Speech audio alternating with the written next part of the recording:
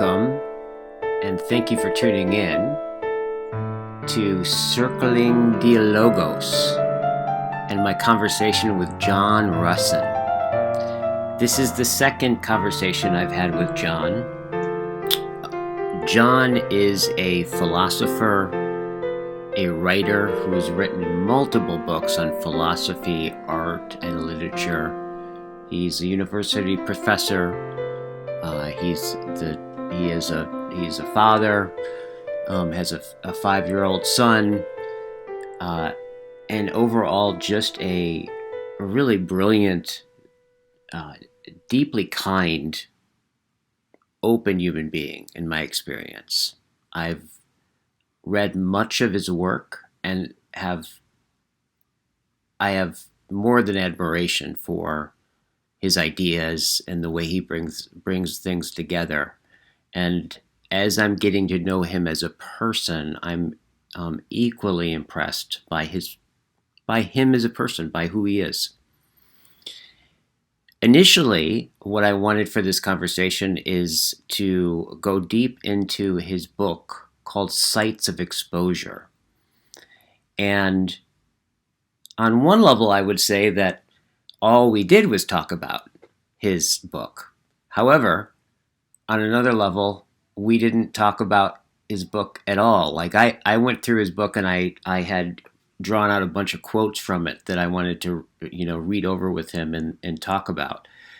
However, just the place that he was at and where I was at that time, we just launched into what was most alive for us and what we've been thinking about. And there was lots of parallels there, and the excitement and the electricity of this dialogue just had a momentum of its own. And if you know me at this point, you know that that's really what I give precedence to, is the movement of the logos. And that definitely was present in this conversation. So I really, really appreciated it. One of the central themes that you may really hear in this is this mystery about epiphany, the experience of insight, and how it seems deeply coupled with a sense of communion and a sense of fellowship and intimacy, that when we have deep insights with others, those insights draw us closer together. And in many ways that very closeness seems to open us even more to more insights. And we talked about that in the beginning, and that became like a through line throughout. That seemed to be, that mystery became more and more articulated and known in its mystery, is my sense of it.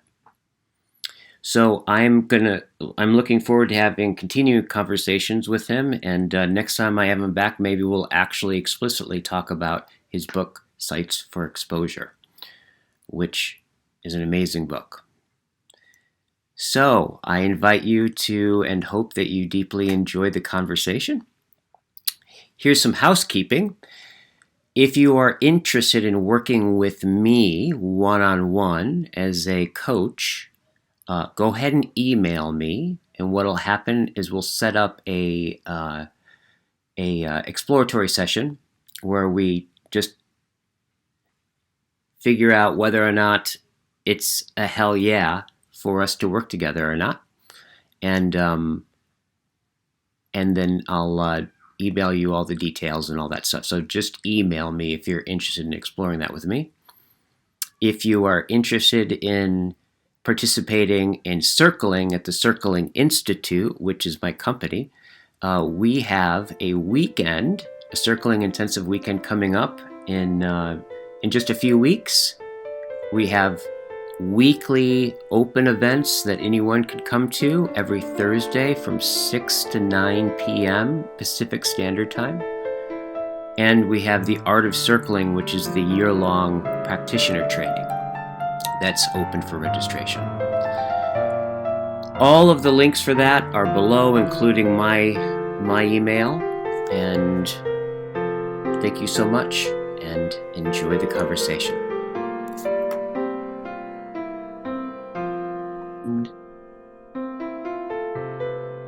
So welcome back, John. It's good to see you again. Thank you very much. I enjoyed Yeah, thanks. It's great to get. information a lot, and I've gotten like quite a bit of really positive feedback, and continue right as time goes on from our conversation. It was really enjoyable. Yeah, it's great to get to talk to you again. I enjoyed that last conversation quite a bit. Hmm. The What we were talking about today is focusing or zeroing in on the book that you wrote, Sites of Exposure, and I was thinking about there's the experience because I read it like I don't know a year or so ago, and then I've been rereading it more intensely this last week, knowing that we were going to talk, and I just went and I just highlighted things that kind of leaped out at me, and it's interesting because one of the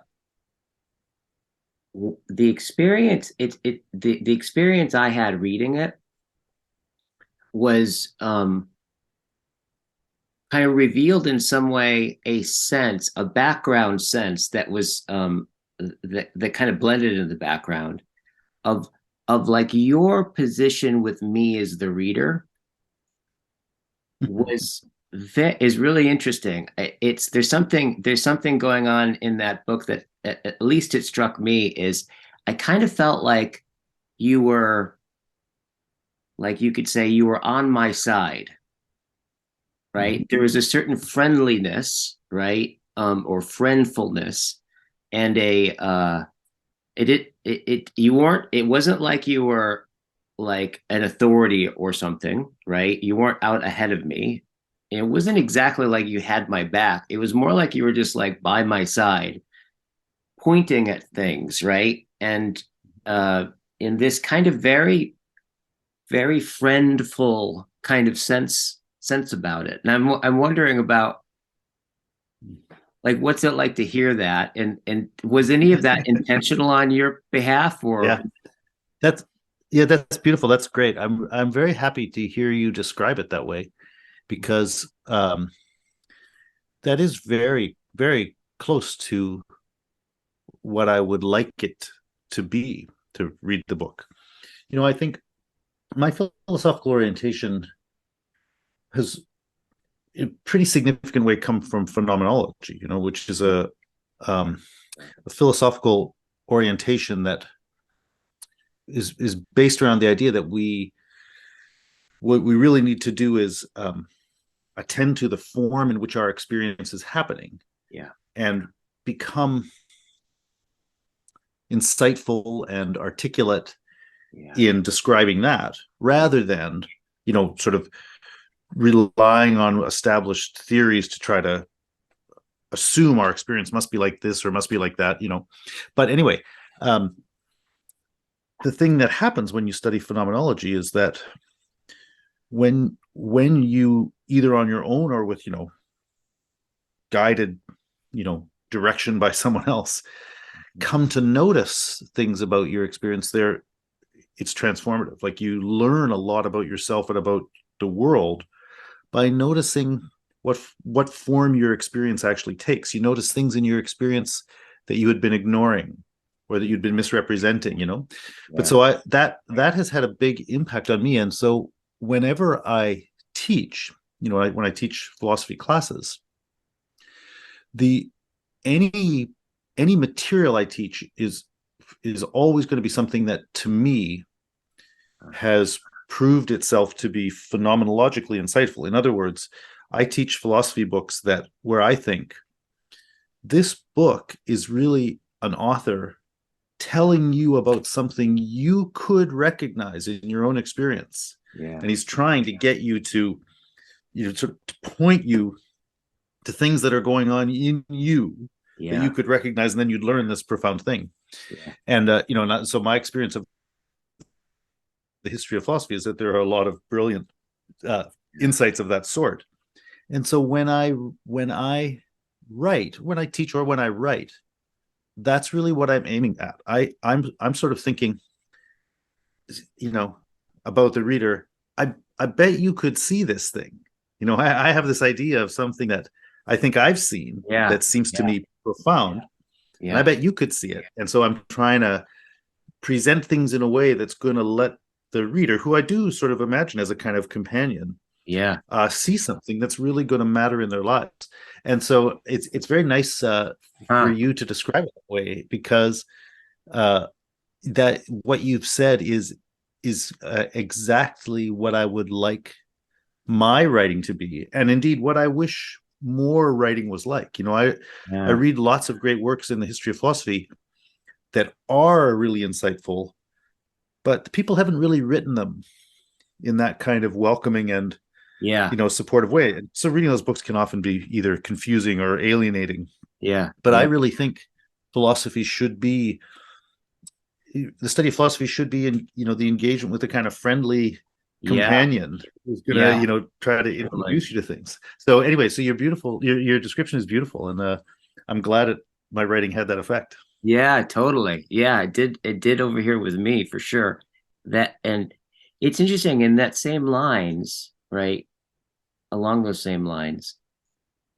My sense with you, in fact, you were talking about it, right, before we started recording of this this experience that you have teaching, right? Of like one of the best, essentially like one of the like most expressive moments or best moments, right, are those moments where someone's eyes kind of they see Exactly. something they hadn't seen, right? It's usually that sense of this is what I really like about phenomenology is it's usually insights into what is most close to us, right? that Exactly. Mm-hmm. that like is like concealed in its nearness in some sense, Yep. and that there's a share for my experience with that, um like having being a teacher in circling, which involves a lot of like interpersonal kind of insights, and with dialogos and the stuff that I'm doing now with John and Chris, John Vervaeke and Chris, um that there's something communal about those insights, right? Like Mm-hmm. it's like it's like to get an insight, that to experience an insight that you're having, right, to the extent that I see the same thing, it's like simultaneously my insight, right? Exactly. And there's something Yep. very bonding about that, I've noticed, right? When people have insights together, there's something really really disclosive and bonding about that in a I big agree. way. So Yeah. like, Yeah. That. Go ahead. no, that's it. Well, yeah. So I have two thoughts about that, or maybe three. I mean, the first one is that, again, that I think that's very right. I think when you see something together, you often can't really separate that. You don't really want to separate that experience of recognizing that thing and the fact that you are sharing the experience with another person. So I think that's very true. It's certainly true in these moments of profound philosophical insight, but it's true in other things too. Like when you go to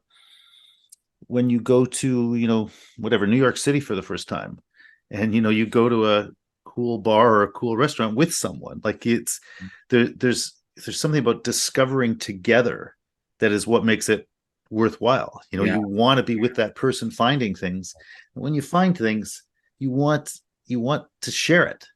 So I think that notion that these moments of insight commonly also have a kind of communal character is good. And yeah, because you were referring to what I was saying about my teaching, that like I really think that teaching works when I'm able to present things and I get the sense that students in the class are sort of going, oh, I get it, and it matters to Yeah. them. And that is the same thing. Like I feel like I've really failed if I don't get them to Yeah. feel like they're doing something with me in that case. Yeah.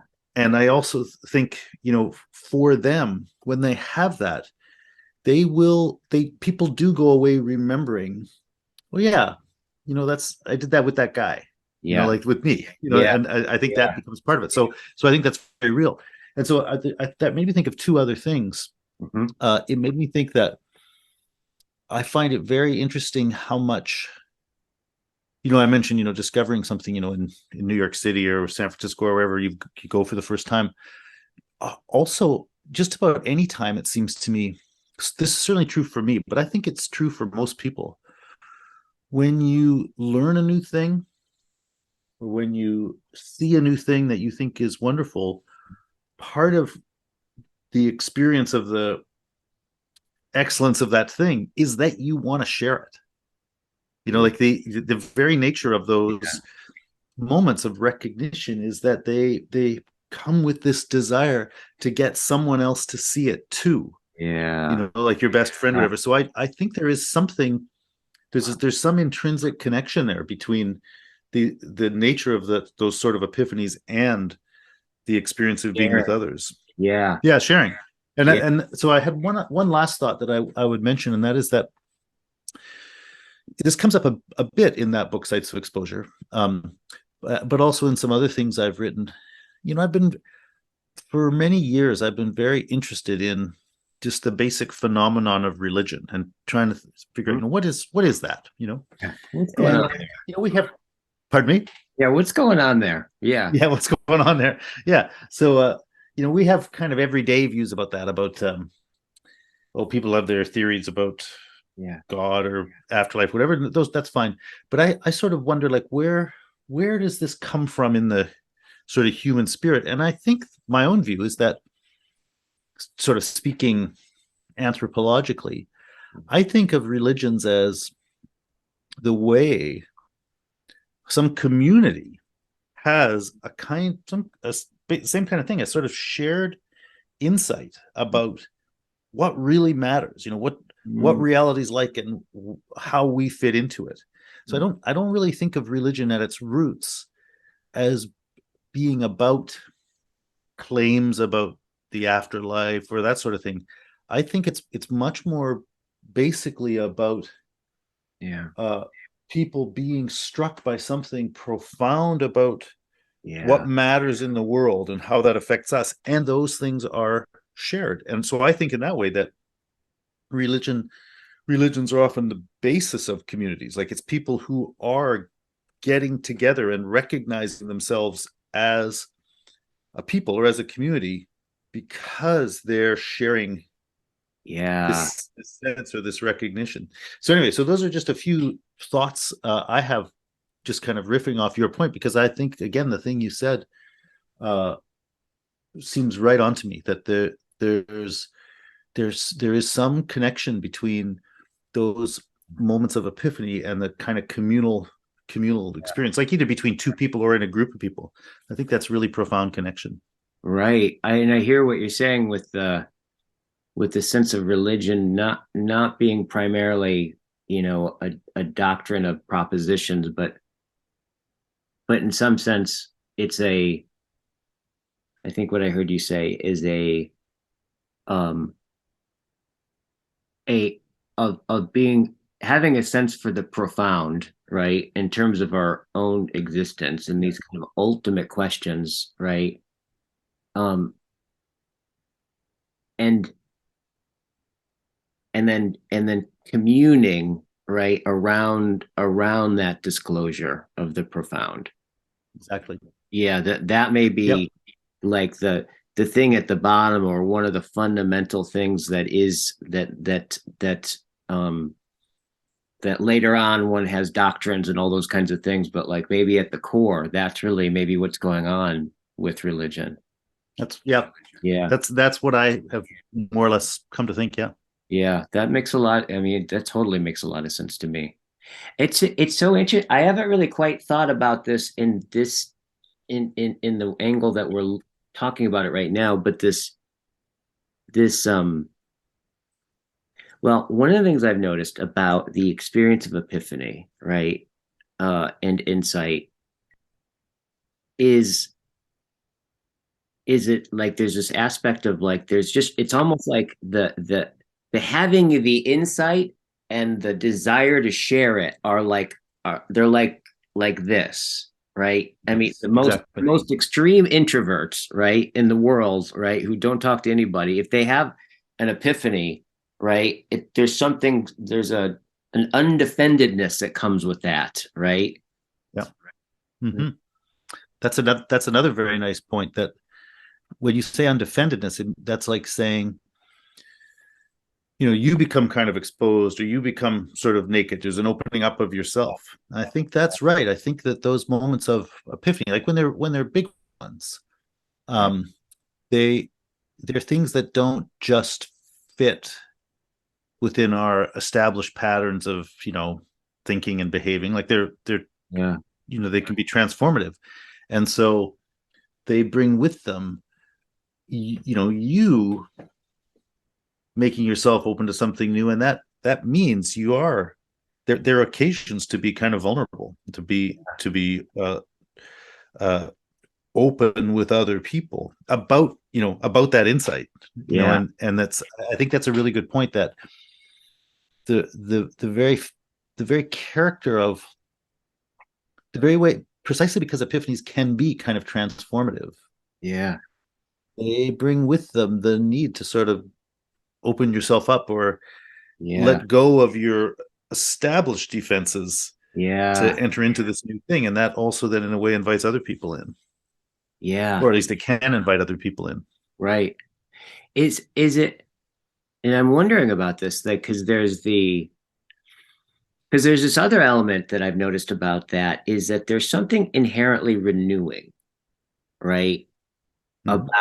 About epiphanies, about insight, that there's something like regenerative, there's something renewing about it. Like, oftentimes I think, and one of the things that happens in dialogue or dialogos is when that flow starts, right? And the light bulbs go off, is that it's it's like old ways of looking kind of like fall off, right? And new words come in to talk about, the result of that is kind of a resetting Yeah, of perception, totally.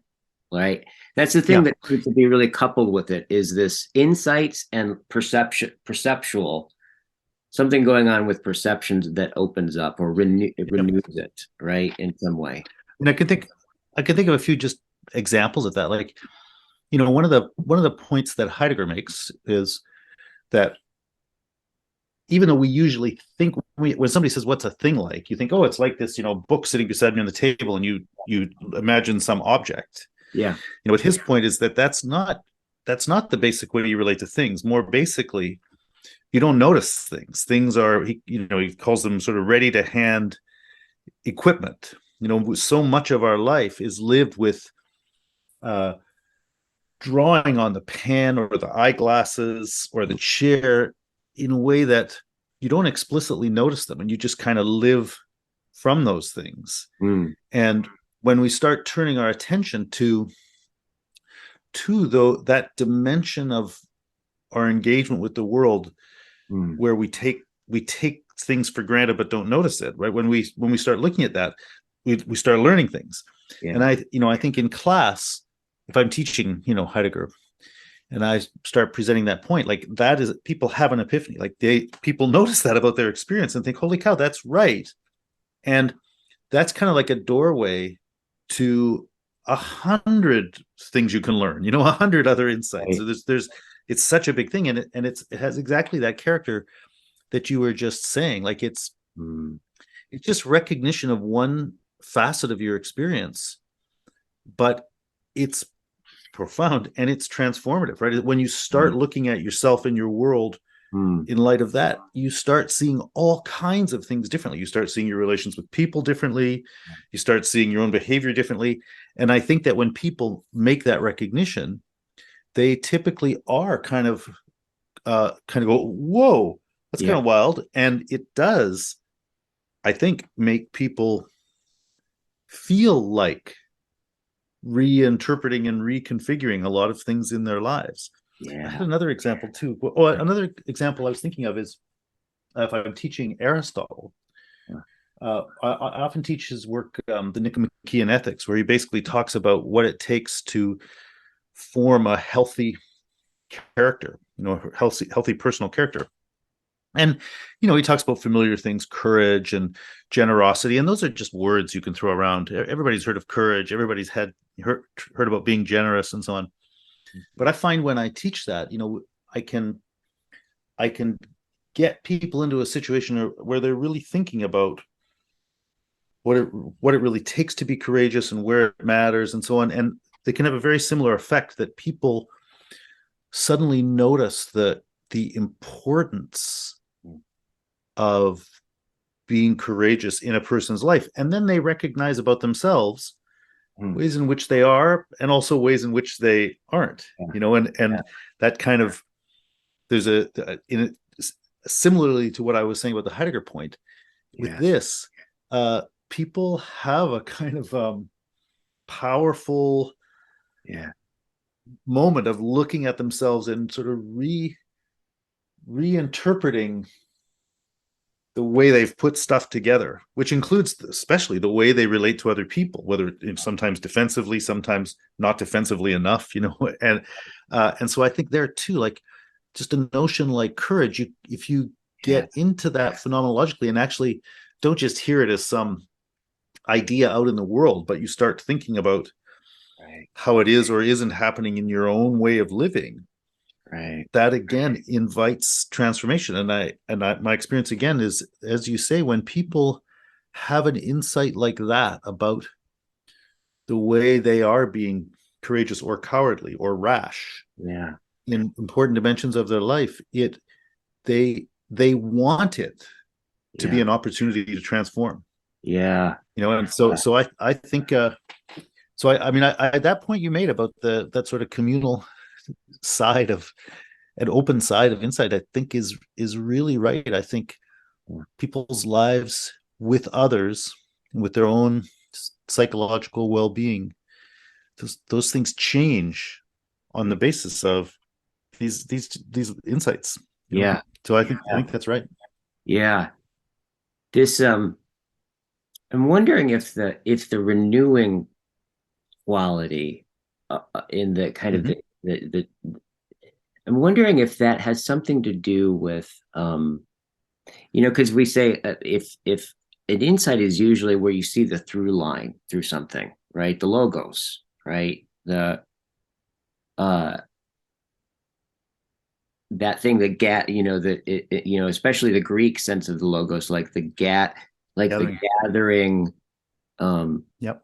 the showing of that gathering, right? As Yep. everything's kind of like that, but then you get these deep, you get a sense of the, like you could say the through line or the platonic form of something.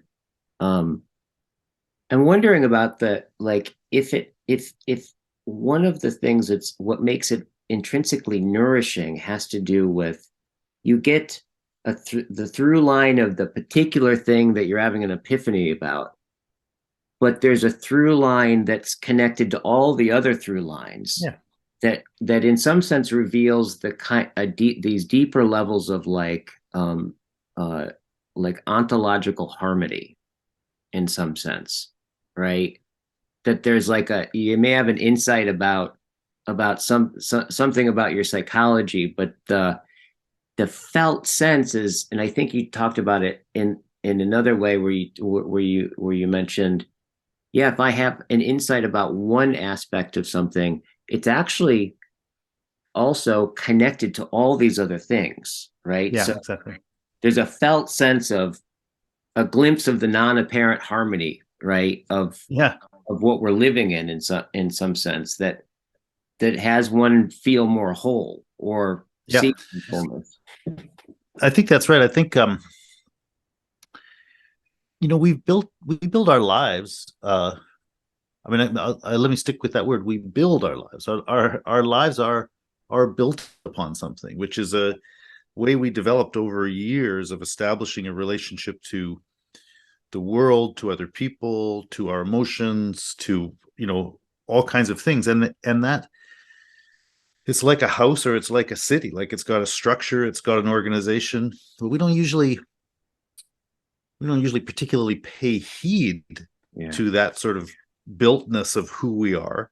We yeah, just are that and we live on the basis of it. But yeah, all these things you're talking about, it seems to me, are things that kind of draw our attention to that, like how we've come to sort of make ourselves into someone by some way of figuring out how we're going to put all this stuff together. Yeah. And so that insight kind of draws your attention to that, and you start to see ways in which behind your immediate self and immediate perception is this system or this network, Yeah. and so I think any of those insights kind of bring to light that larger whole and the Yeah. integrated way all these things work, sometimes healthily and sometimes, excuse Yeah. me, sometimes unhealthily, right? Yeah. So I think that's right. Like your insight is about one thing, but that one thing then is a kind of illumination Yeah. of a whole network. And Yeah. so the renewal, I think, comes from that it suddenly becomes a possibility for you to think about how Yeah. you've built things or how you put things together, and you can think, well, maybe I should work on that. Yeah. But so in other words, it lets you turn your attention back over here to thinking about how you've put your life together, instead of always being directed out there with like the latest task you have to deal with or the latest whatever. You bring your attention back to yourself, and you can start thinking about how you might, uh in a really strong way, you might say redefine yourself, but it doesn't always have to be that Yeah. huge, but how you might Yeah. um work on things. Yeah. But so yeah, I think that's that the renewing character of those insights, I think, does have a lot to do with the fact that insights like that shed light on a whole network Yeah. of ways that you've sort of put stuff together. Is it is it fair to say something like this particular insight, right? This is well, actually I think about a good example of this is the movie The Sixth Sense, right? Remember that movie with Bruce Willis? He's Yeah, dead, right? But he yeah, doesn't know and no one else knows it. And then right yeah, at the end of the movie, right, he has like out of the corner of his eye or something, he catches and then you catch and everyone kind of starts to dawn on him that he's dead. And then it yeah, and goes that makes you rethink the whole right. thing too, right? Yep, it goes all the way back to the first scene of the movie. And what was interesting is when you see every Exactly. scene, it was obvious but undistinct. So it's kind of Yeah, like, but in one sense, I thought a lot about that. Like on one level, there's the content that was really profound, is like he's dead, right? And we didn't know he was right. yeah, But I think that there's one of the things that was unconcealed was in some sense concealment itself, right? Like exactly. it's Yeah, like that's right. it's like there's kind of this that and perhaps this is the one of the ways that makes these things like developmentally productive and even transformational in the sense that it's like not only do I realize that I was dead, that I'm dead and I have been dead and I missed it. I'm also open up to the possibility of that there are so many other things that the universe Yeah, works like that as such, right? And that horizon there, right, now puts me on a completely different footing just in that yeah, reference point, right? Like, yeah, yeah. I mean, again, I can think of just a very sort of prosaic example, a very simple example. I have a friend who just had something to do a few days ago or a couple of weeks ago, and she was trying to think about how she was going to spend her day.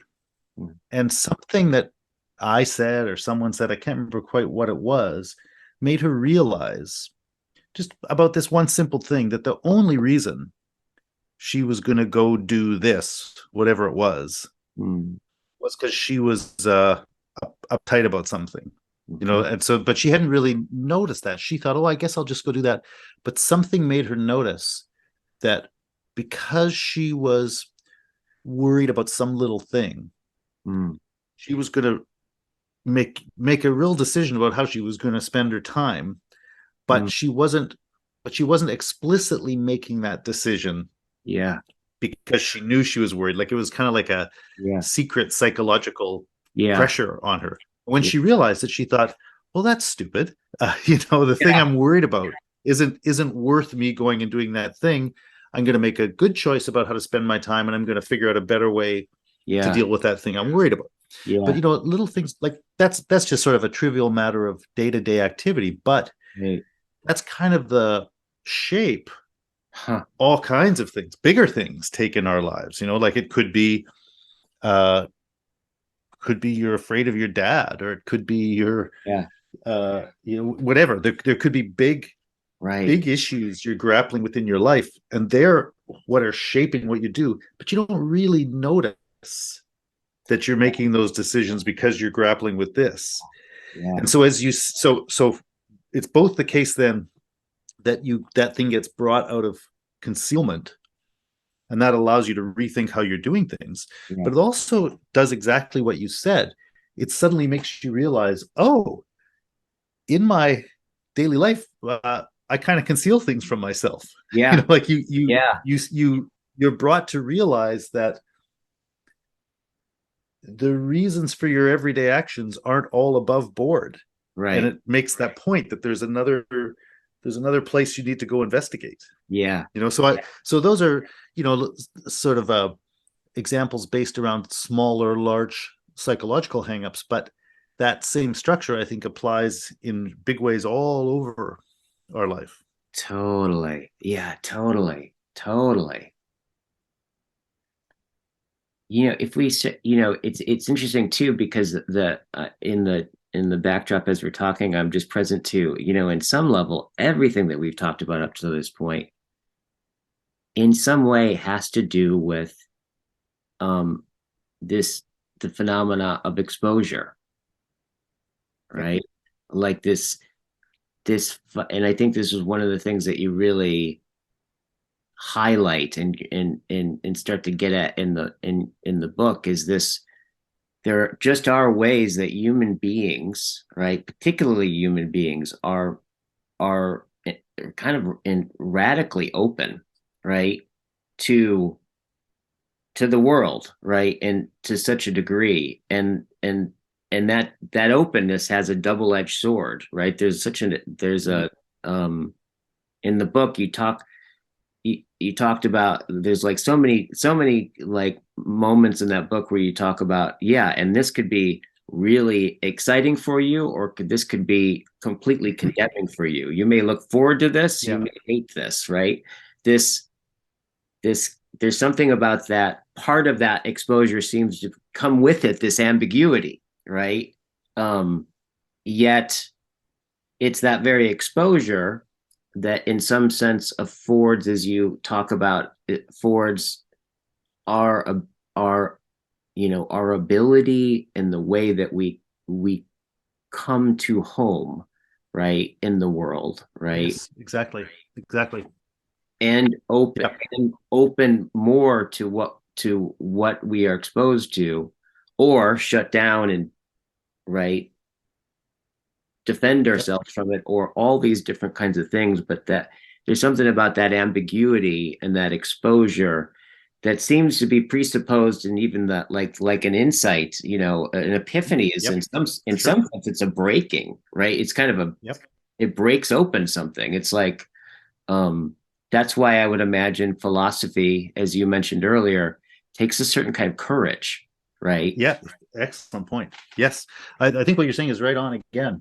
You're saying a lot of great things here, I think. Oh, yay. the, Yay.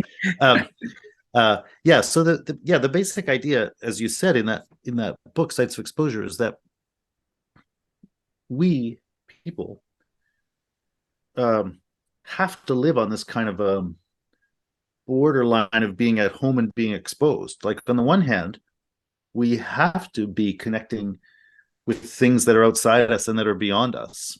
Mm-hmm. At least we should be. I mean, that the world is outside us and beyond us, so we're sort of impelled in that direction. But on the other hand, we need to not just be sort of out in the desert or the wilderness. We need to have some kind of shelter where we can retreat, a sense of home where we can rest and be protected. And so I think, again, just psychologically, um, most of the important things in our psychological lives revolve around where and how that Hmm. border exists for us. Yeah. And Yeah. if you have a secure home, that uh, is very empowering Yeah. for being able to deal with a very challenging outside. Right. If you have a very weak home, Right. it's hard to deal with much. Right. And so when like the psychoanalyst D.W. Winnicott talks about this, and he talks about Oh, I love that. children growing up, and he says, he quotes a line from a T.S. Eliot poem. He says they need to be given exposed to the world in small doses, Yeah. and I really like that idea, right? That the children, when they're growing up, like, yeah, they have to learn that you're going to burn your hand if you put it in a fire, or if you aren't careful, you're going to get hurt this way. But Yeah. children aren't helped by suddenly being thrown into all the full demands of adult life. Yeah. As if they could deal with everything. They need to be sheltered and protected, and Right. in small doses be Right. introduced to the challenges of the world. And having a home, it's Yeah. almost like muscles. It's like building up the strength to be Right. able to cope with the challenges. Right. And so if you build people a secure home, Hmm. then over time, as that develops, they can, be the courageous kind of person who can face the, Totally. the real demands of the world on its own terms. Yeah. But if they don't have a strong home, Yeah. then even small challenges get too much. And Right. so people can't deal with much. And then what they do is, instead of turning home into a launching pad, Right. they turn it into a defensive place, because Yeah. the ways in which they're exposed to the world are too tough. And Yeah. so they just have to retreat to home Yeah. to hide from it. So people start hiding in whatever they take as home. Yeah. So anyway, I think that dynamic of home and exposure is really interesting, and the idea that they grow together, a strong sense of Yeah. establishing a secure relationship with yourself and with other people and with the world, makes you strong in being able to deal with the challenges of the world. Yeah. But a weak home means you can't deal with much in the world, you Hmm. know. So I wanted to bring that back to something else that you said, and that is that about insights. Here's a simple example, and maybe I'll give a couple others too, though. But like, let's say maybe it's your child again. Let's say your child is lying, because your child is, whatever, 9, Hmm. and can't Yeah. conceal her or his behavior as well as they think they can. Yeah. So the child is lying. It might be too much for that person for you just to come at them and say, look, I know you're lying. Look, you said this, you did this, and proving to them that you have knowledge of them that they thought you didn't have, and so on. Like, that would be a discovery to them. It would be a kind of epiphany to them to find out that you were relating to them in a way they hadn't anticipated. But Right. that could be crippling, right? That could be too much. That could be one of those insights that's uh, too threatening or troubling, Right. Yeah. because it's coming on too strong. But Right. on the other hand, there could be another situation. Like, imagine, like, that the revelation to another person that they're lying can be extremely liberating. Like, Yeah. maybe you have a much better, or maybe you have a very strong intimate relationship with your partner or something like that, and maybe that person has been lying to you about something again. But it can be the case that you can say to them, I know you're lying. Mm. And that can Yeah. similarly be a moment of epiphany for them. Yeah. But in the right context, that could be so liberating. Like, because Yeah. then they both feel like, in a nice way, maybe, like, if you I'm assuming you aren't doing it meanly, in a nice way, they feel like you've been there with them when they felt alone. Yeah. maybe it means they feel like they can now release something, even if they were lying because they thought the thing they were doing was bad. Now they can share it, and this can be something you can do together. But so that same thing, Yeah. calling someone out on a lie, Right. can be absolutely destroying, or it can be tremendously renewing. And Yeah. it's not automatically one or the other. It really depends on Yeah. who that person is and how their relationship to you is established, and really what they're prepared to deal with. Yeah. But uh, so I think, yeah, the insights, like even an idea like, um, well, again, I guess the very idea about courage, like just talk, I was saying before in class, I can talk about Aristotle's discussions of courage. Mm. That that could be too much for someone. That could be, Hmm. they could hear that and they could feel it, and it might make them feel so bad about things that it just shuts things down. Yeah. Yeah. Or a classic kind of thing like this sort of, the core of existentialism is this idea that we're free, and we typically hide from ourselves the fact that we're free in lots of really profound ways. Right. Right. And so, existentialism is, in a large part, is about getting you to kind of own up to your freedom, Yeah. which both means acknowledging ways in which the way you're living is based on choices you've made, Yeah. you know, but it also means having the courage to make real choices about your future, and that that can be, I mean, in the long run, that is the most liberating realization a person can make. Yeah. But it doesn't mean the very fact that like the whole premise of that is that we often conceal it from ourselves, and the fact that we do that is evidence that it's not an easy recognition. It's not Yeah. automatically a comfortable recognition. And Yeah. so, yes, it can be the most liberating thing and the most fulfilling thing, but it's another one of those ones where it could be terrifying to Right. confront the fact that you're actually free.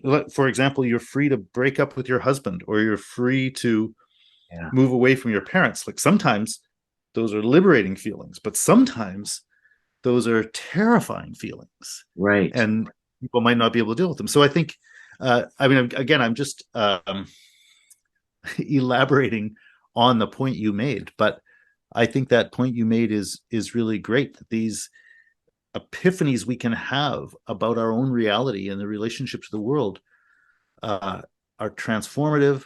They can be renewing and illuminating, but they're not. They're very. I can't. You said either ambivalent or ambiguous. Like, they're very. They're capable of going in a Yeah. being taken up in a very negative way or a very positive way, Right. and that's in the context of teaching, or dealing well with an intimate partner, or raising a child, or even just a friendship. Yeah. Uh, a lot depends on how honestly and sensitively you handle the power of those insights. And they can be, you can wield, you can have insight into another person, and you can wield that insight in a destructive way. You can use it in a way to take power over them. You can use it in a way to hurt them, but you can also use it in a nurturing way too. But so there's a lot at stake in how Yeah. insights are handled between people. At the when you talked about Wincott, it's funny as you're talking about this. I'm really I one of the things that seems deeply underlying this, and I think you talk about this in your book in terms of homing, right? Um, but Wincott has that awesome phrase like your childhood is is a holding environment. I always really loved that phrase, like, Mm-hmm. and and as and of course the nature of the first womb is in the mother's belly, right? Um, and then the second, because we're so, I think, as far as I can tell, we're the most, human. I don't know if there's anything more helpless than the human infant, That's it. Yeah, right? But what's wild is we're the most helpless and dependent and in so many in so many ways completely useless, right? When we come out. However, who's looking at going to Mars, right? Who's on top of the yeah, food chain? This and I think that my sense is in this book is that you're attuning to, right, that relationship, right, that yeah, absolutely, there's something about this fundamental vulnerability and exposure exactly. and Yep. our ability, right, um to be extraordinary, right, in huge ways that is a very paradoxical um connection there between the two. Yeah, that seems to Yeah, be. but you, Yeah, I think you're absolutely right. And you used the word vulnerability, which I think is right. There's not another word that could have come up when what you were talking is dependency. And you're talking about the holding environment, and that's sort of what that's about. But yeah, on our own, we're useless when we're born, and a child thrown into the world is not going to make it. yeah, But so that vulnerability that we have to being so easily destroyed is also then what turns into our dependency on other people. yeah, And that, you can easily the language of dependency can easily be turned around to make it sound like a weakness. yeah, But I think on the contrary, that the yeah, our dependency is our greatest strength. yeah, And so I yeah, think we build ourselves and we build our powers out of relationships. yeah, And so the thing that's so amazing about human beings is that we're beings of relationship. That's what we're about. We're about establishing interpersonal connections with people and building ourselves through them. And so that's why I think in all my books about people, that they're really about at root, they're about interpersonal relationships. And that it seems to me is the real yeah, fabric of who we are. And so everything hangs on that. yeah, But that is also what is the source of all of our strength. That's the greatest thing about us, that um, we we are built out of connections with others. yeah, So again, I'm just reiterating what you said, but I think it's a yeah, I mean that's a good example of an epiphany you can have. yeah, You realize that about people, and that's such a transformative recognition in for your own life and for then thinking about all kinds of things in the world. yeah. Well, it's like I would imagine there's a sense of it strikes me that that sense of being held, right? Of both holding and being held. It seems to me that it seems like because we are the kind of creatures that we are, right? That at some level I think it I'm always in some level in relationship or oriented to or some part of me is always feeling into that, right? Like is like how deeply is how safe am I, how deeply Yeah, held am I, exactly, right? exactly. And I know psychology has a lot to say about these early relationships, right? And you even mentioned that, right? These kind of secure attachment gets built by like letting the child go out and tolerate a certain amount of ambiguity. When it can't anymore, Yeah, it comes back exactly. and like connects and then comes back out, and there's that process. And then when that breaks down, right? There's a breakdown in the holding environment, and then my understanding is we do something like we then attempt to hold ourselves in kind of neurotic ways, right? Like addictive things and all these that are all in Yeah, some sense a seeking to find uh to find a certain kind of holding. Yet yep, yet it seems like that's something about there's something as well about insights in this way that kind of reveals the kind of the deep harmony to the cosmos, right? That I think part of the part of the effect of those insights, right, has to do with that sense in which it's like that I can have an insight, that I can disclose that I can feel this kind of this wholeness through things, and that there's more that I don't even realize, right? That I could Yep. find out that I don't know about yet. In some sense, lets me know that there's something holding me, Yep. right? There's something holding me. And when there's something holding me, right, the less I have to hold on to myself, right? The more I can kind of just participate in the world spontaneously and all of those kinds of things. The less basic trust I have of that, the more, the more, you know, preservative I'm going to be kind of in my That's character. right. Yeah. I think that's true. Just picking up on one of those points. There are a couple of things in there maybe that I'll pick up on, but I want to pick up on this thing about the sort of whole. I think the way we grow up in our contemporary, very sort of technologized society and so on is that well, first, we don't eh, find ourselves in contact with the natural environment so easily. Like, of course, it's all around us, the air is all around us, and so on. But we see buildings, we're in cars, we're on cell phones or whatever.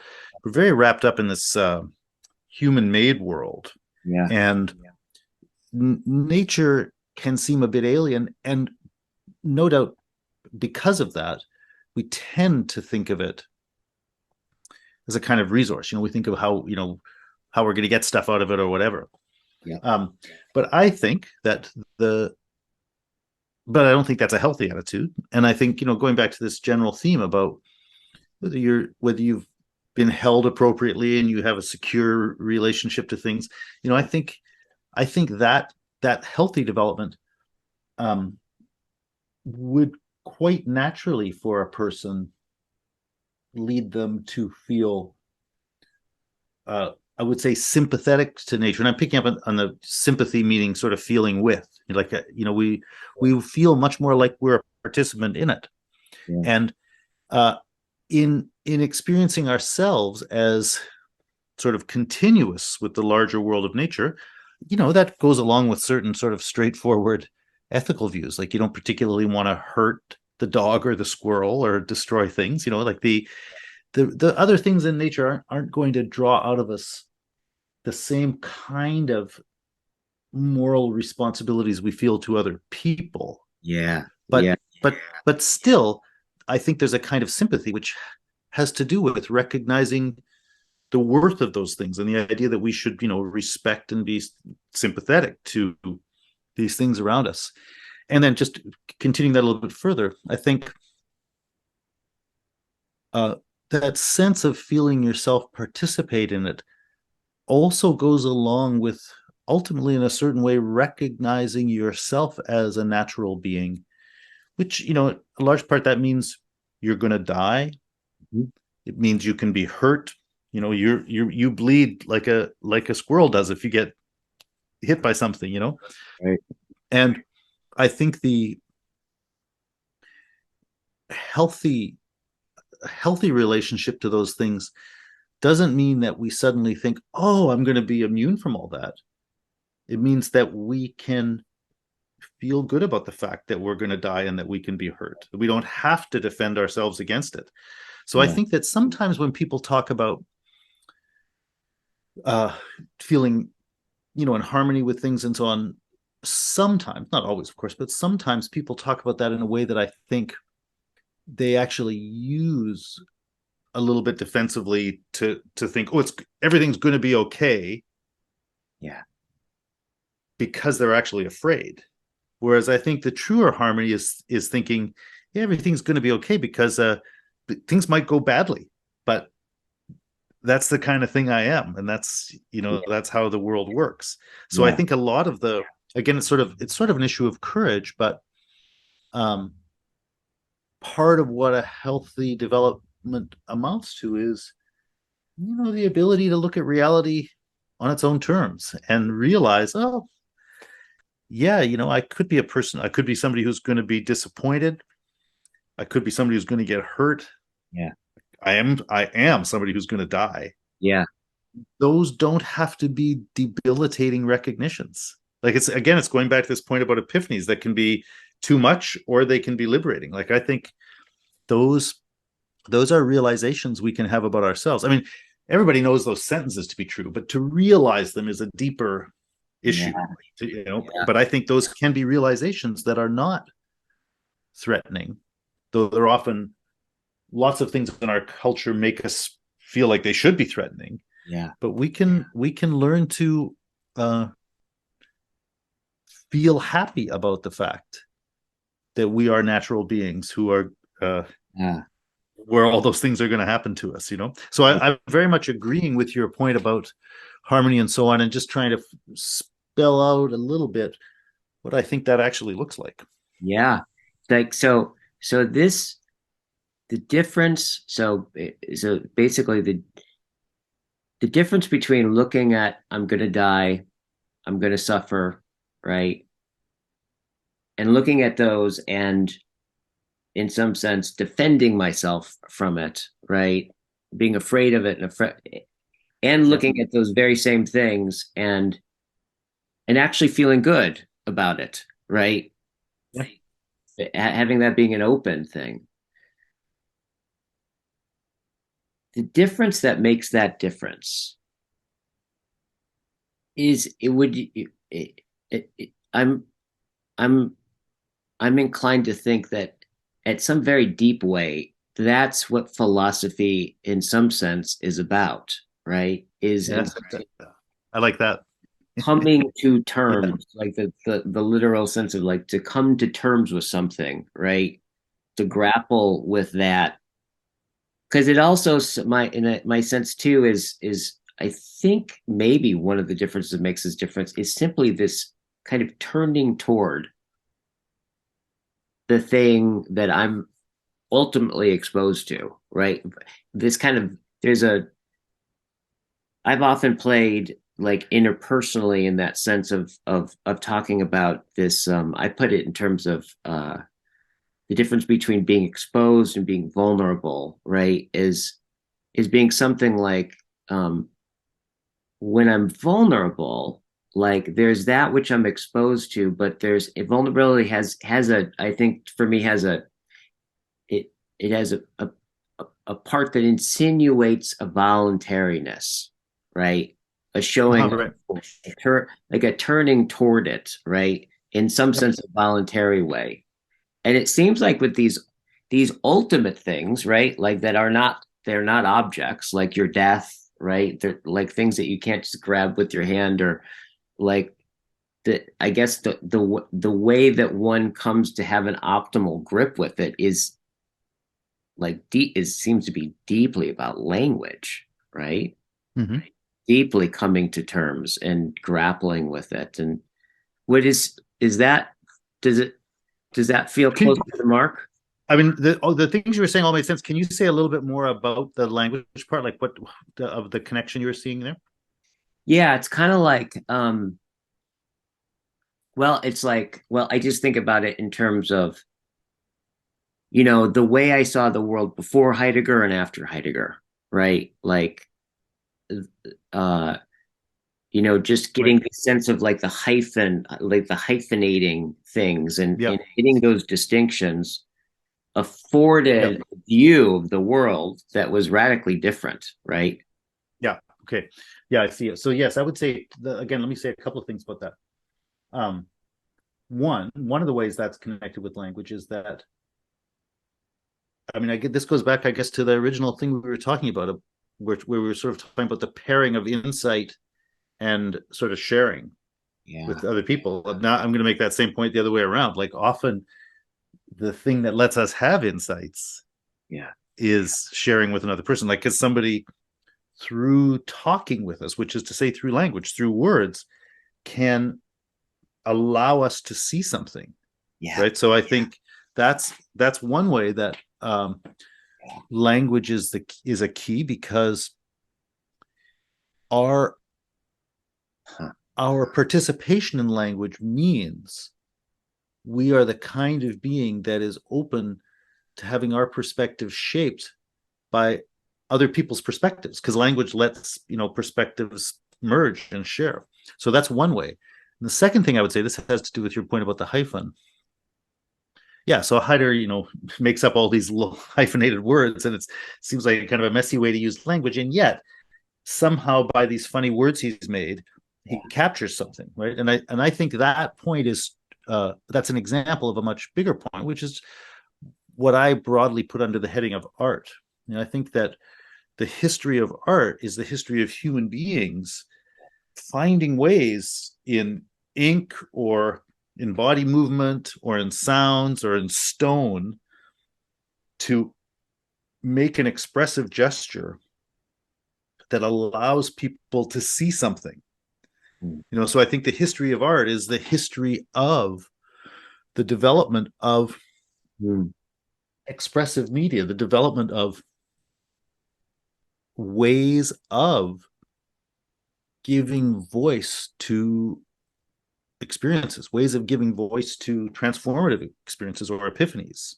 Yeah. And so I think, just talking with your friend can use language in a way that reveals something to you. Yeah. But they're using, language that's already available. There are also, transformations where the whole way that people speak and think gradually changes. And that's what I think the history of art is sort of about. It's about Huh. giving us new words, new language, new ways to say. So I Yeah. think both in terms of the already established ways of saying, language is crucial to transformative insight in the way you were saying, and therefore in getting us to turn towards things in a healthy way, but Mhm. also in the sense of the creative development of new modes of expression. I Yeah. think language is essential to that. And again, going, you were talking about my book, Sites of Exposure. Uh, that's in the final chapter of that, I talk about art, and that's the thing I've just said here. I guess is the idea behind that. That Mm. I'm interested in the way that it is through human artistic practice that human beings have come to develop a way to articulate to themselves. We have articulated to ourselves what are those profound things we need to see that will let us shape Yeah. our lives properly. Yeah. So yeah, so again, then yes, I think what you're saying is right. Yeah. Articulate. Yeah. So the thing, so that as you were talking about the articulation, there's something like it seems like the artists are the ones of like if it, I sometimes think about it like there's you know like you think about it like the world as being like an island, right? And at the center of the island is the most it's the oldest part, it's the most ordered, it's the most right known. And as you move out towards the Right. edges, right, it becomes like a little more chaotic, right, a little bit more obscure. And then all the way at the edges, right, you have the you have the artists essentially, right? You have the artists and the schizophrenics and all of the right that people Yep. that seem to have a an erotic call to the unknown essentially, right? Something in them is just in like is oriented to the kind of the radical novelty of things, right? And so in some sense it's like the job of the artist, right, is in some sense is to stand at that edge of aporia and start to bring Yeah. these things in, right? And if the society, right, is working right, it'll renew the father at the center, if you will, right? Yes. I think that's right. But I wanted to pick up on that renewal thing too, because this does connect very much with the stuff we were talking about before. Yeah. And part of what that means is that thing at the center might move, or the center might be rebuilt. Like Yeah. if art is working, it doesn't just build on more stuff to what you already have. Sometimes it allows you to see how you built your home, and maybe you should settle somewhere else, or maybe you should reconstruct some of those things. So I Yeah. think that there's a very important dialogue, I guess, or dynamic relationship between they're calling the center and the edge, Yeah. because they should the stuff that happens on the edge should be able to have an impact Yeah. on that Yeah. center. Yeah. Yeah. Totally. Totally. And this also this kind of the project that I've been working with John Vervaeke and Christopher and many other people on the in the courses that we teach. It's basically called circling into dialogos, right? So it's a in the practice, the culminating practice, right? Which is basically practicing uh, dialectic, right? With an invitation, right, or setting up the conditions such that the logos could catch, or dialogos, Mm-hmm. right? Um, but then there's this, uh, it's but it's really considered, that practice is really considered you could say, at the top of a whole ecology of practices underneath. And so we've been doing these courses that have been like they've been very experimental, and an ongoing project that everyone who takes it we're all kind of finding out together what this is, right? But I think the thing I've really appreciated about it is, um, I didn't realize how important aporia is, Mm-hmm. right? Like in some sense, like the Platonic dialogues, right? This space where you kind of get to this place where it's like you can't think anymore. You hit like the very like the limits of your ability to comprehend, and that experience can be like ecstatic. It can be really really frustrating. It can be really disorienting. However, I think the thing I've noticed is that space of aporia, like and if especially if we think about this as this edge phenomena, right, where you kind of Yep. bring yourself to the edge of comprehensibility, right, or Yep. and and on one level it's a limit condition, but if you can tolerate it, right, it actually Right. becomes the beginning of something, right? It's actually Exactly. But right. yeah, I mean, I think that again, going back to talk about Winnicott and so on, it's not going to be helpful for a growing child to always put them in a situation of aporia, which basically means resourcelessness, Yeah. right? That's going to be crippling. Yeah. So for the child, the thing they have to deal with first is developing resources. Yeah. But but if you are strong and developed, Yeah. and as you say, can tolerate it, Yeah. to be in the situation when you can actually confront a situation of aporia and not be overwhelmed by it, like discover, I don't know what to do. I don't know what to think. I don't know what that is. Yeah. You can have that situation, but that doesn't have to be a situation that bowls you over. That Right. can be a situation where you might find it exhilarating that you're now in a situation where you've got to improvise, or you have to think anew, or you got to figure things out. Yeah. So I think yes, for when you have become functional, Yeah. then that aporia is a very productive edge. Yeah. And indeed, that's where I want to be in all kinds of things. I want to be at that spot where I can't just rely on the things I already Right. new, but I've got Right. to work things out anew. That's super exciting. Yeah. But then I also think that's the highest that's the highest demand. So Yeah.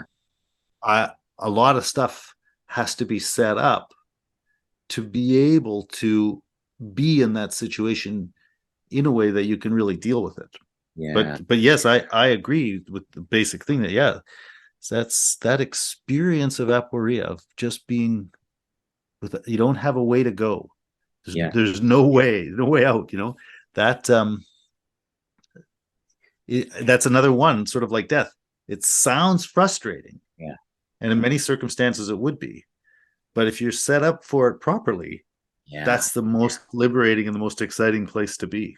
Totally. In fact, it's kind of like by virtue of it being a place that you are, that very place indicates that the thing that I'm not getting right at that point, I now have a relationship with it, right? Yeah, yeah, right. It's like it's one of the things I've noticed in working with couples. So like I do a lot of one-on-one coaching work, and it's interesting because there's as you get by the time that they show up, you right and hire me basically, right? There's all kinds of stuff that's unsaid and all the classical things Right, about of course. relationships that and inevitably, you know, finally the person like says this thing that they've been afraid to say, right? And they're afraid to say it because they know if they say it, it's gonna have whatever version of chaos that they'll describe for them, right? And so they'll get up the courage and they'll finally say it, and they say it, and their prediction is absolutely right down to the T often, right? Like it's like, yeah, this is why I didn't say it, is because I Yeah, knew if I said exactly. it. Yeah. But what's interesting about this is that what that's always the beginning, right? Yeah. Of it because yes, I was right. I don't say it because this would happen, but because I don't say it, I don't actually ever go into that territory, right? And because I'm always behind this line and right, um I'm now across this line, and now I get to be exposed to and have to Yep. deal with, right, this this this world, right, that I'm unskilled at, or or Yep. whatever that is. But that act of actually kind of, in some sense, saying it and puts yourself right into the territory, right, that you don't quite have a map for yet, right? Yep. Yep. Yep. Which is an opportunity for renewal, Yeah, basically. absolutely, The absolutely. I like one of the things you said just reminded me of something. I mean, again, I like what you say very much. I think that one of the big lessons I learned from reading Hegel, another great European Yeah, philosopher, is that that the end is the beginning, or the end is a beginning.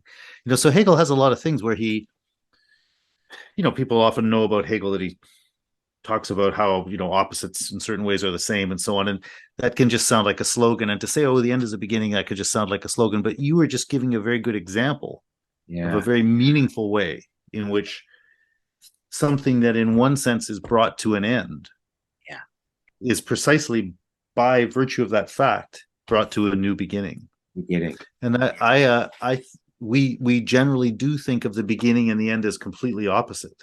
Right. And there's something quite powerful about getting to a different position where you can see the end as a beginning, you know. Yes, And yes, so yeah, that's an idea that I have thought about a lot, and so I liked your description quite a bit. I think, yeah, like in a relationship or something, there's something you could do or say, and you'd basically think, well, this is the end of the world, and you're right, it's the end of that world, right. but there's something else that can be built on the Yeah, end of that world. yeah, At least that's a possibility. totally. It's like you can kind of literally come to terms with it, right? Mhm. Yeah. Like I'm struck. I've always been struck by that phrase, like to come Hmm. to terms with something. Like in some sense, it's like I think a lot of philosophy is precisely that. In some sense, Yep. it's like putting yourself in these in the territory of these radical mysteries, right? Hmm. And putting yourself right there and having to come to terms, right, with these very, very obscure, like mysterious, deep, profound, like paradoxical things, right? And there's and it's funny as we've been talking about this, and it's you know so funny because we're an hour and a half in and we barely even mentioned your book. But on Yeah. one Although on another we've level, worked all through we've been talking quite a about is lot of stuff. Yeah. yeah. On another level, all we've been talking about too Yeah. is your book.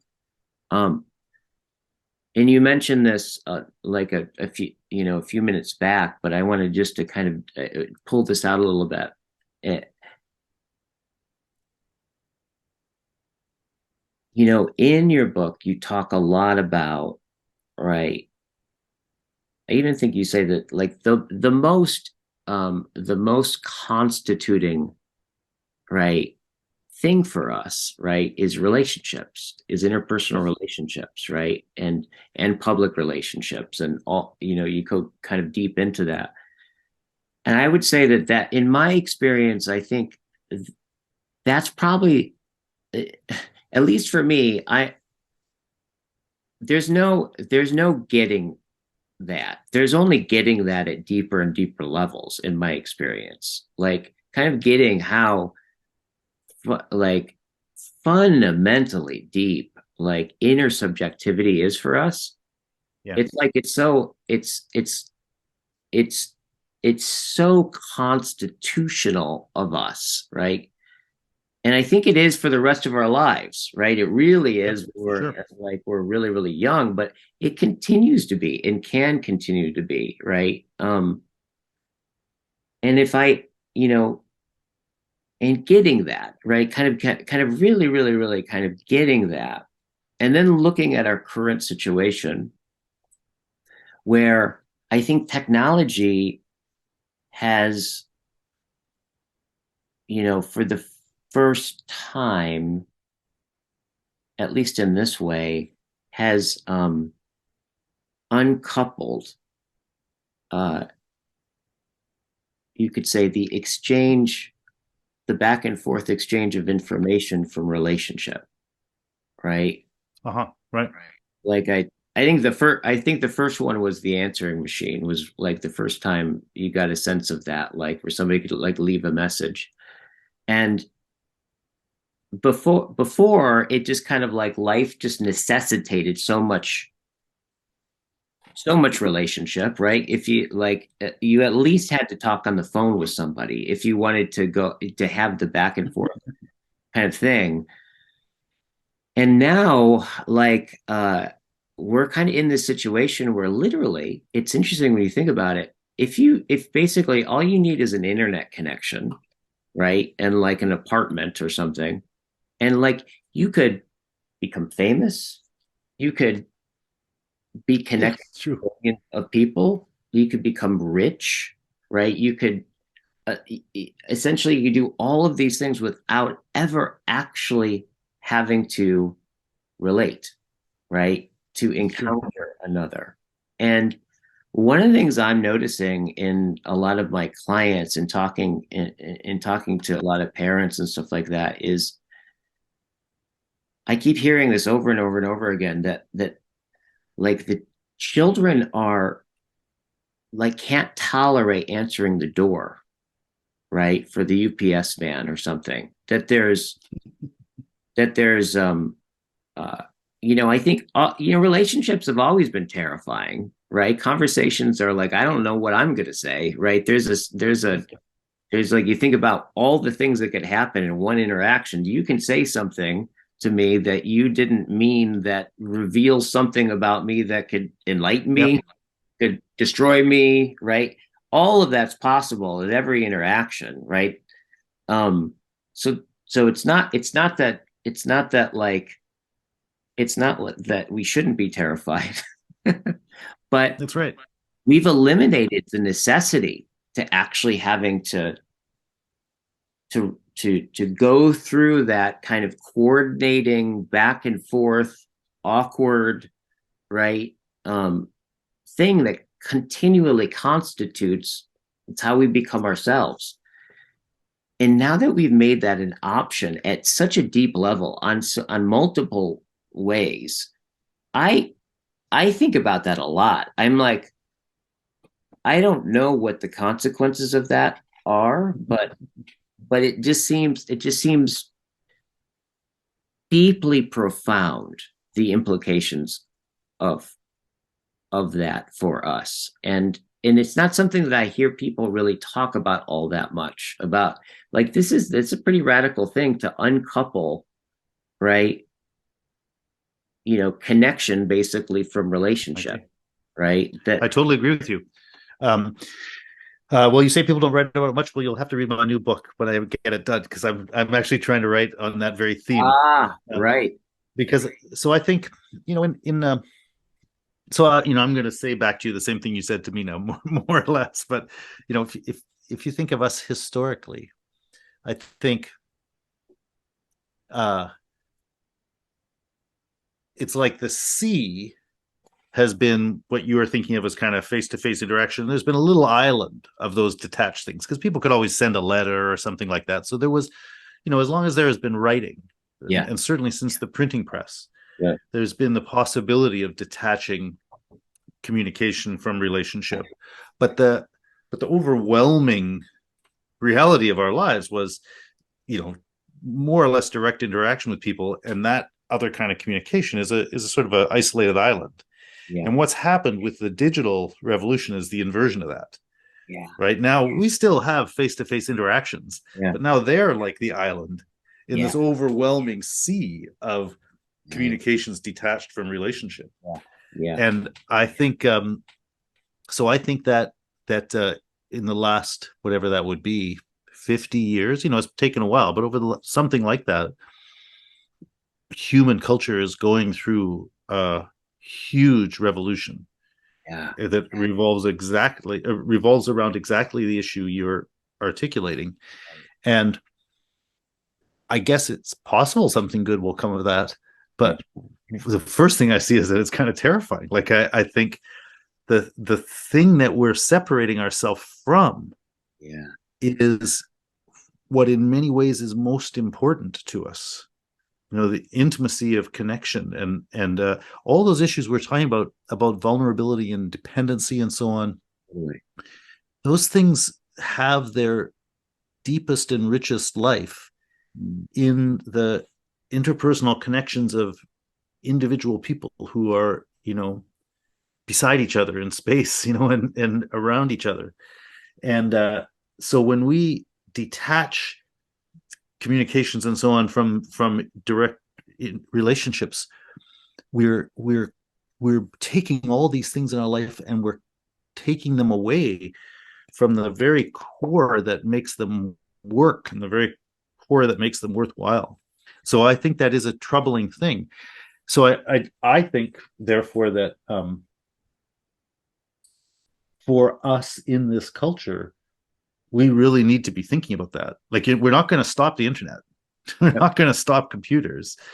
But Yep. so we need to be thinking about, Yeah. in the way we live our lives, in the way we relate to our children, in the way we make government policy, we need to be thinking about how to make choices that work to protect those intimate dimensions of human connection that are being ignored. Yeah. It's analogous to issues about the natural environment. Like, of course, we're going to have machines, and of course, in various ways, they're going to destroy certain things of the natural environment. Yeah. But there are ways of doing that are unbelievably destructive. Yeah. And so we need to be a little bit thoughtful about how to take care of our natural environment. And generally, we're not, but we Yeah. could be. And a Yeah. similar thing is true about the interpersonal environment. Like, we need to be aware of the way that our practices are like a fast moving train Yeah. that is wrecking that stuff. Yep. And you're not going to stop the train, but what you can do is start learning how to take care Yeah. of those intimate dimensions of our life that we're not noticing. Yeah. Yeah. So that's what I think is the real challenge for our culture right now. And Yeah. like, so for example, uh, I grew up decades ago.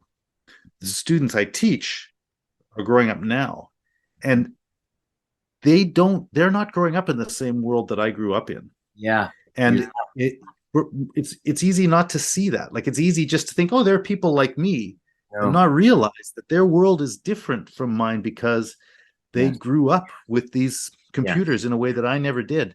Right. And I think that's a kind of blindness that we suffer from in our culture. The Yeah. people who are in the positions to make decisions don't see how much the world has changed, and are therefore are not, parents, whatever, legislators, whoever they are, aren't doing the things they need to do to sort of compensate for these tremendous changes that are happening. Yeah. Anyway, so I think your point is a very good one. And so that, just talk about myself again for a second. I'm trying to write this book that I'm tentatively calling "To Live in These Times," and Mhm. I'm the point of the book is to try to understand our contemporary culture, and that this issue is one of the two or three things that I'm really most focusing on, to try to say this is what I think is happening now, and that's what we need to address. Right. So yeah, I think that's a very important point. Yeah, totally. Wow. Well, one of the things, another like I think maybe one place that I've thought about like where you can kind of look for another example of this is with what happened to our relationship with our body, right, after the Industrial Revolution, right? Mm-hmm. Because in some sense it's like machines afforded it brought our world into right in front of us, right? So in some sense it uncoupled um I don't know, functioning from movement somehow, right? So it used to be Yeah. like if you had to take a shit, you had to dig a hole, right? Just life necessitated so much movement and activity that there probably wasn't even a distinction called physical fitness, right? There was no need for one. Right. But when that happened, right, like, and then people started to have all these breakdowns with their health, in some sense it brought our body in into view in a completely different way. And like one of the ways that we responded to it was, it's really bizarre to think about it. Well, it's more bizarre it's more bizarre to me to see how it doesn't occur as bizarre, right? Is like Yeah. right? Is gyms are like basically you pay for this place where you go in to um basically concentrate gravity, right? And you go and move. And you have to Yeah. do that now, right? So you have to have this relationship with your body has to become really, really conscious in this way, Yeah. right? I I think something like that is going on with relationships, Yeah. right? That's a good point. Yeah. And I think that's one of the things about, I think I've come to realize about circling, because circling in some sense is it's like a yoga for the basic I thou Mhm. unit of relation, right? Like if you just kind of you take, if you were to take the through line through all like deep, powerful connections, right? Transformative like connections and insights and all of that.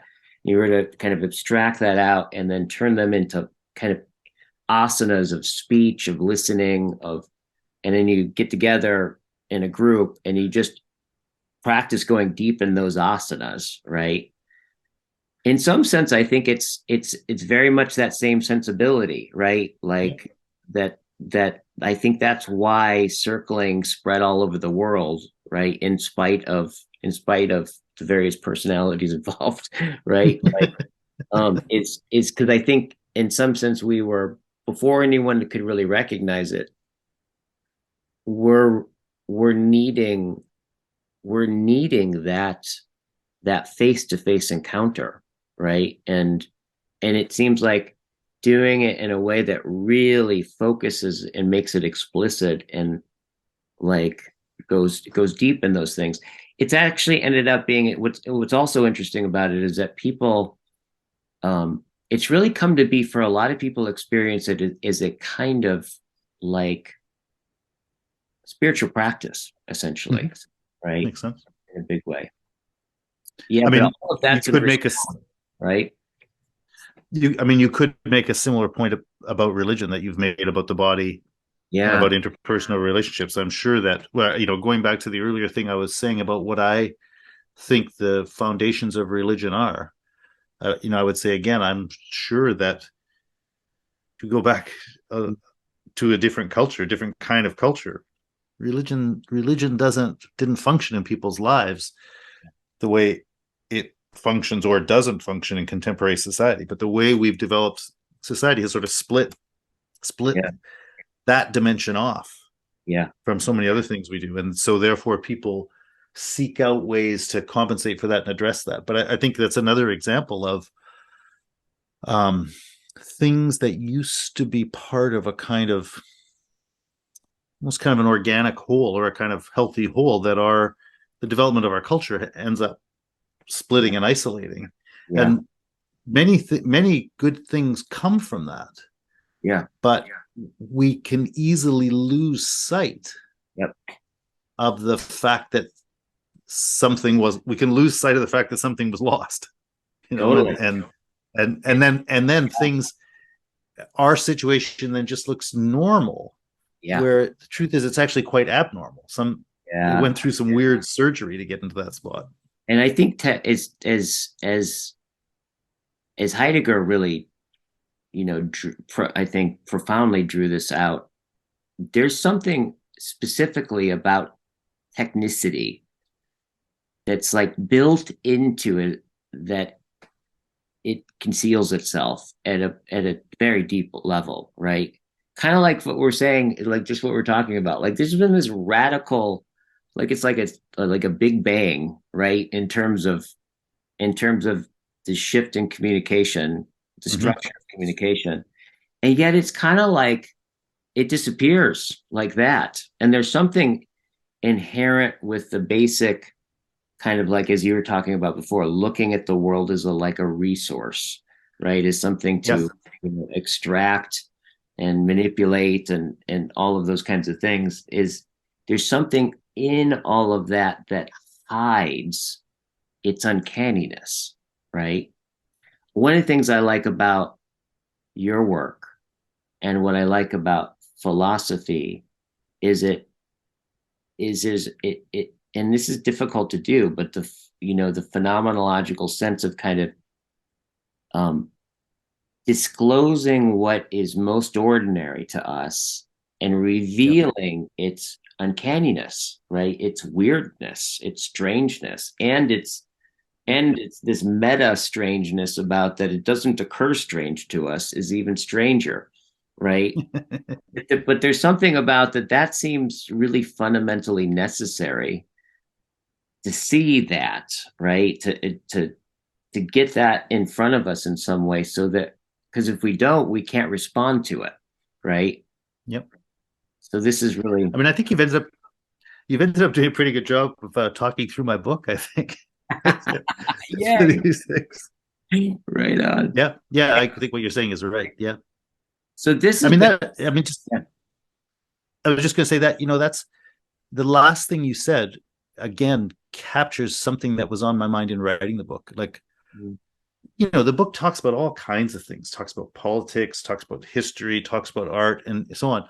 But what I thought I was talking about from start to finish was basically what's going on in this moment now. yeah, Like I really am just trying to describe what's really happening in ordinary experience at any given moment.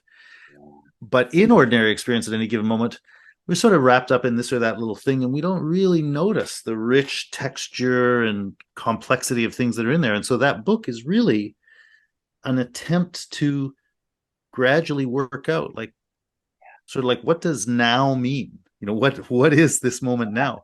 But so I really am trying to do exactly what you say. I'm trying never to move away from being just wrapped up in this moment.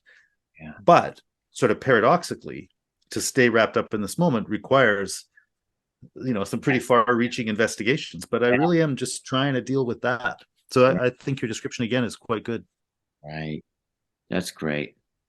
Hey, this has been really an understatement, an enjoyable conversation. I'm really appreciate you agreeing to come and talk again. I think we hit some genuine dialogos moments of Yeah, right. that was great. I mean, I'm very grateful to you for reading my books and for wanting to talk to me about them. Mm. I really enjoyed our last conversation, and I think this was excellent. It was really nice talking with you about this, and Oh, it's really nice to hear your insights. Like you you nailed a lot of things that I was trying to deal with. So I really appreciate that. yeah. So good. So let's do another one. Let's do it. Okay, I'll email you Sure. and we'll schedule it. All right. Okay. Mwah. Thank you so much. Bye. Okay.